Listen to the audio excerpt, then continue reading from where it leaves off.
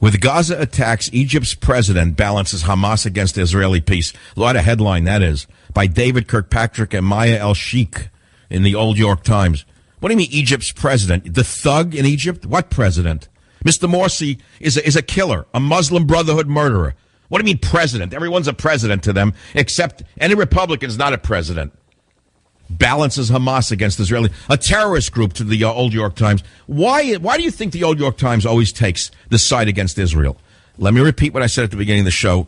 I know it's a multisyllabic word that you haven't heard from any of the people who are wrapping themselves in the Constitution. Deracinated Jewish newspaper owners, such as the Sulzbergers and those around them, are the most anti-Israel in the newspaper business. That is not a racist statement. That's a realist statement. That is a statement of realism. Why does the New York Times hate Israel when the ownership is Jewish by descent? It's to show that they're not biased, to show that they're not really Jewish.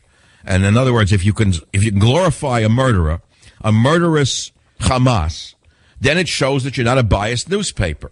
And the same goes true with every story. That's why they hate police and take the side of the criminal, is to show that they're not biased. This is how it works.